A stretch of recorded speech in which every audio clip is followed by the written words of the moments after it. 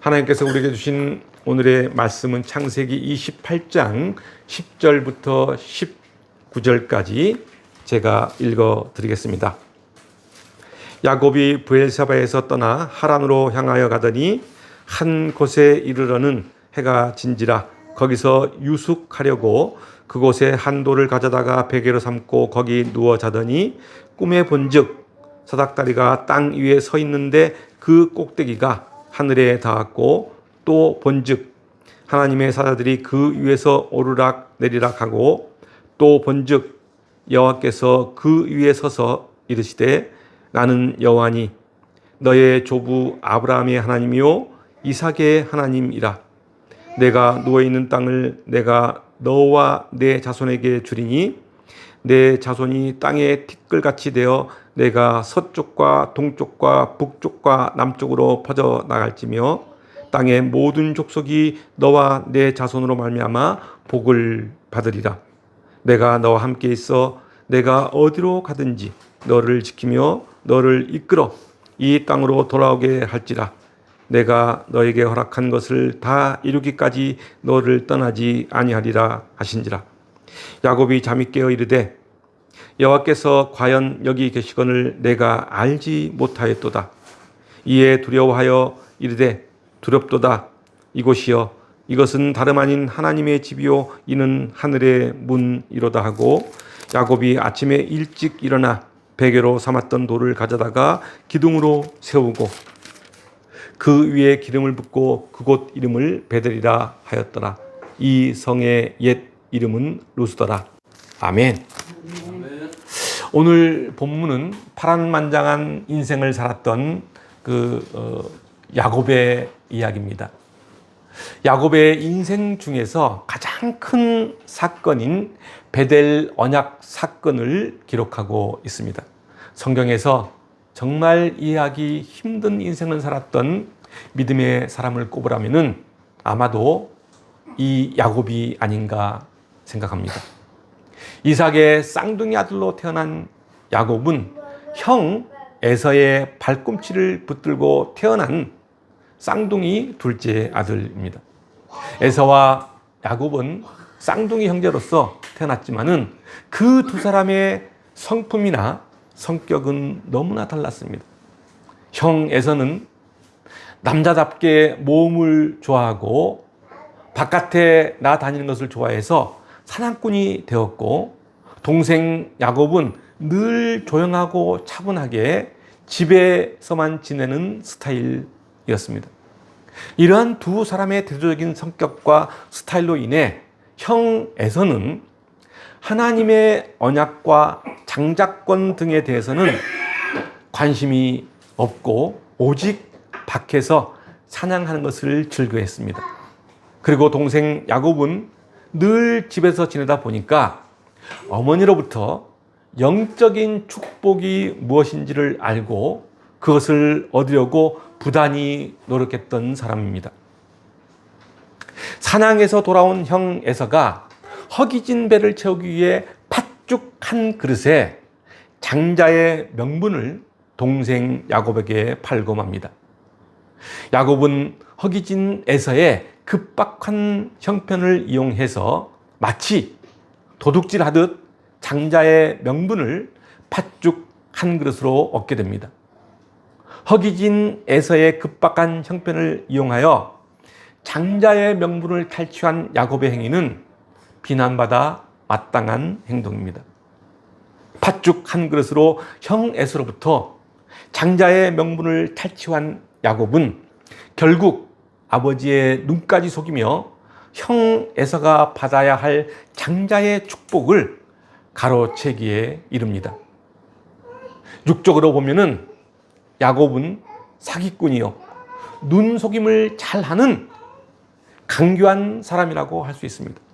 그런 야곱이 믿음의 조상 곧 아브라함과 이삭의 뒤를 이어서 장자권자 즉 상속자가 된 것입니다.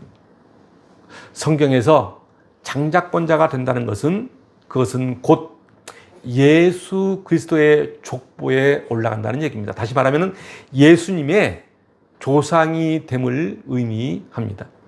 실제로 야곱은 그 이름이 예수님의 족보에 기록되어 있는 것을 우리는 성경을 통해 볼 수 있습니다. 마태복음 1장 1절과 2절 말씀입니다. 한번 보겠습니다. 아브라함과 다윗의 자손 예수 그리스도의 계보라. 아브라함이 이삭을 낳고, 이삭은 누구를 낳았다고요? 야곱을 낳고. 에서의 이름은 없습니다. 장자인 에서의 이름은 없습니다. 그리고 야곱은 유다와 그의 형제를 낳고, 이런 식으로 족보가 쭉 흘러갑니다. 예수의 계보가 이삭 이후에 누구라고 되어 있죠? 그렇습니다. 야곱입니다. 야곱이 장자의 축복을 받아 예수님의 족보에 이렇게 기록된 것입니다. 야곱은 이렇게 언약 가문의 계승자로서 축복을 쟁취했지만은 그 과정에서 형 에서의 분노를 삽니다. 형 에서는 동생 야곱이 아버지 이삭으로부터 장자의 축복을 가로챈 사실을 뒤늦게 알고 대성통곡합니다. 그리고 화가 많이 났습니다. 그리고 남은 축복이라도 받기 위해서 아버지 이삭에게 달려가서 자신에게도 축복해 줄 것을 요구합니다. 그러나 이미 때는 지나가고 말았습니다. 이러한 사건으로 인해 형 에서는 야곱을 단지 미워하는 정도를 넘어서 그를 죽이려고 작정합니다. 이에 야곱은 외삼촌 라반의 집으로 도망을 치게 됩니다. 오늘 본문은 가문의 장자권 축복을 탈취당한 에서의 보복을 피해서 외삼촌 라반의 집이 있는 하란으로 도망가는 도중에 베델이라는 곳에서 노숙을 하다가 일어난 사건을 그리고 있습니다. 오늘 보면 10절과 11절을 보겠습니다. 야곱이 브엘사바에서 떠나 하란으로 향하여 가더니 한 곳에 이르는 해가 진지라. 거기서 유숙하려고 그곳에 한 돌을 가져다가 베개로 삼고 거기 누워 자더니, 야곱이 도피자의 신세로 하란을 향하여 가다가 어느 한 곳에 이르러 그곳에서 노숙을 하는 것을 볼 수 있습니다. 낯선 들판에서 차가운 밤 이슬을 맞으며 딱딱한 돌을 베개 삼아 잠을 정하고 있습니다. 이제 야곱은 더 이상 그 누구의 보고도 받지 못하는 신세가 되고 만 것입니다. 그동안 따뜻한 부모의 곁에서 편안한 세월을 보냈지만은 이제는 사막의 들짐승과 여행자들의 주머니를 노리는 강도들에게 무방비로 노출되어 있는 신세가 되고 만 것입니다. 어찌 보면은 하나님의 품을 떠난 자의 인생이 바로 이런 것이 아닌가라는 생각을 해봅니다. 그렇습니다. 하나님의 품을 떠난 인생은 아무에게도 도움과 보호를 받지 못한 채 온갖 위험에 노출된 상태에서 험난한 인생을 살게 되는 것입니다. 그 길은 바로 멸망의 길입니다. 참된 평화, 안식은 하나님 안에서만 느낄 수 있습니다. 하나님을 떠난 인생에게는 참된 평안이나 안식, 그리고 온전한 만족은 얻을 수가 없습니다. 다시 오늘 본문 12절부터 15절까지를 보면은 형 에서의 보복을 피해 하란으로 도피하던 도중 피곤하고 지친 몸을 들판에 누이고 돌을 베개 삼아 잠이 든 야곱에게 누가 나타납니까? 하나님이 나타납니다. 그리고 아브라함과 이삭에게 주셨던 약속을 야곱에게도 주시며 그와 끝까지 동행할 것을 하나님은 약속하십니다. 이처럼 하나님께서 들판에서 야곱에게 나타나셨다는 것은 하나님이 지금까지 줄곧 야곱과 함께 동행하셨음을 보여주는 것이라고 할 수 있습니다. 다만 야곱이 그 사실을 깨닫지 못한 것뿐입니다. 그렇습니다. 하나님은 우리가 당신을 찾지 않는다고 할지라도 하나님은 우리를 버리지 않으시고 우리와 항상 동행하십니다. 그리고 우리의 인생 여정이 끝나는 그날까지 우리가 어디로 가든지 동행하여 주시고 우리를 지켜주십니다. 15절을 보십시오. 하나님은 야곱에게 이렇게 말씀하고 있습니다. 내가 너와 함께 있어 내가 어디로 가든지 너를 지키며 너를 이끌어 이 땅으로 돌아오게 할지라. 내가 너에게 허락한 것을 다 이루기까지 너를 떠나지 아니하리라. 이 말씀이 단지 야곱에게만 해당하는 말씀일까요? 그렇지 않습니다. 이 말씀은 바로 하나님이 택한 우리 모두에게 동일하게 주시는 말씀입니다. 임마누엘 하나님은 우리가 언제 어디서 어떤 상황에 처할지라도 우리와 함께 하시며 우리를 보호하시고 인도하셨어. 우리에게 허락한 그 모든 일을 다 이루시고 말 것입니다. 우리가 비록 광야 같은 험한 인생길을 살아간다고 하더라도 분명한 것은 하나님이 함께 하시기에 우리가 두려워할 것이 없다는 것입니다. 그러므로 사랑하는 성도 여러분, 기뻐하십시오. 하나님이 우리와 함께 하시고 우리를 도우시고 우리를 붙들어 주십니다. 이사야서 41장 10절은 이렇게 말씀하고 있습니다. 두려워하지 말라. 내가 너와 함께함이라. 놀라지 말라. 나는 내 하나님이 됨이라. 내가 너를 굳세게 하리라. 참으로 너를 도와주리라. 참으로 나의 의로운 오른손으로 너를 붙들리라. 그렇습니다. 하나님은 당신이 택한 모든 백성들과 함께 하시며 그 인생길을 보호하시고 인도하여 주십니다. 그것이 우리에게 기쁨이 되는 것이요, 그것이 우리에게 평안이 되는 것입니다. 다시 오늘 본문 12절을 보면은 야곱이 꿈의 환상을 봅니다. 꿈에 본즉 사닥다리가 땅 위에 서 있는데 그 꼭대기가 하늘에 닿았고 또 본즉 하나님의 사자들이 그 위에 오르락 내리락 하고, 야곱이 꿈에 본즉 땅에서부터 하늘까지 연결된 사닥다리 환상을 봅니다. 그리고 하나님의 사자들이 그 위에서 오르락 내리락 하는 것을 봅니다. 이 환상은 하나님과 야곱이 영적 교제를 나누는 모습을 보여주고 있다고 할 수 있습니다. 야곱이 어떤 사람입니까? 그는 매우 자기 중심적인 인물입니다. 자신에게 이익이 되는 일이라면 물불을 가리지 않는 성격을 가지고 있습니다. 강교한 방법으로 형 에서의 장자권을 탈취한 것을 보십시오. 그는 아버지를 속이고 형에게 돌아갈 축복을 가로채는 사악함마저 보인 사람입니다. 아주 흠이 많은 인생을 살았던 사람입니다. 그런데 하나님은 그를 만나주시고 그와 영적 교제를 나누십니다. 야곱이 환상을 통해 본 사닥다리는 하늘의 하나님과 땅의 야곱을 연결시켜주는 가교라고 할 수 있습니다. 우리도 이와 같이 하나님과 연결시켜주는 영적인 가교가 있습니다. 그것이 무엇일까요? 그렇습니다. 예수 그리스도이십니다. 인간은 본래 창조될 당시 아무런 제한을 받지 않고 자유롭게 하나님과 교제를 나누었습니다. 그리고 하나님이 주시는 복을 마음껏 누리며 살 수 있었습니다. 그런데 불행하게도 인간은 하나님의 명령에 불순종하여 범죄함으로 하나님과 분리되고 말았고, 그로 인해 하나님께 나아가고자 해도 스스로의 노력으로는 나아갈 수 없게 되었습니다. 그리고 생명의 근원이신 하나님과 단절돼서 영원한 사망에 이르게 된 것입니다. 그러나 하나님은 이 땅에 당신의 독생자 예수 그리스도를 보내시어 인간들의 모든 죄를 짊어지시고 죄인들을 대신하여 십자가에 죽으심으로 우리들이 하나님께 나아갈 수 있는 길을 열어주신 것입니다. 다시 말하면 예수 그리스도의 보혈의 공로로 우리는 하나님께 나아갈 수 있게 된 것입니다. 그리고 생명의 근원이신 하나님과 교제함으로써 영생을 얻게 된 것입니다. 그런 의미에서 예수 그리스도는 하늘의 하나님과 땅에 우리들을 연결시켜 주는 사닥다리, 즉 참 중보자가 되신 것입니다.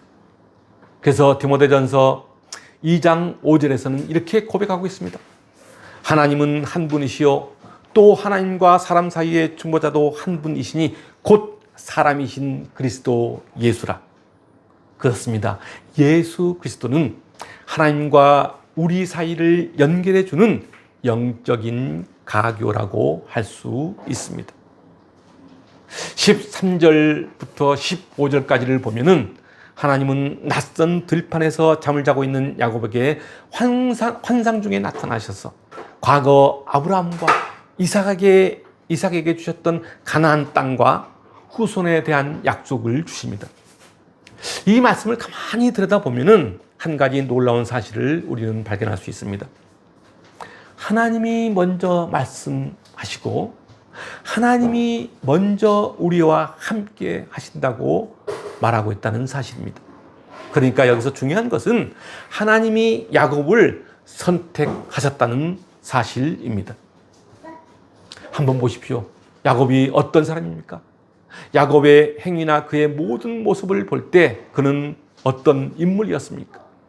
그는 지극히 자기 중심적인 사람, 그리고 육신적인 욕심으로 살았던 사람입니다. 그럼에도 불구하고 하나님께서는 그를 언약의 계승자로 삼으셨습니다. 그리고 그를 통해 구원의 역사를 이루어 가셨습니다. 이것은 하나님의 선택이 인간의 행위나 공로로 인하여 주어지지 않는다는 사실을 말해주고 있는 것입니다. 이와 같은 사실은 우리들에게도 무관하지 않습니다.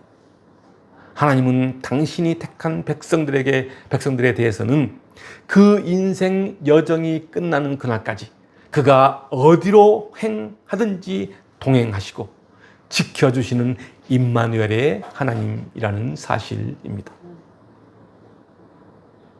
우리 모두 오늘 본문 15절 말씀을 함께 읽어보도록 하겠습니다. 함께 읽겠습니다. 내가 너와 함께 있어 내가 어디로 가든지 너를 지키며 너를 이끌어 이 땅으로 돌아오게 할지라.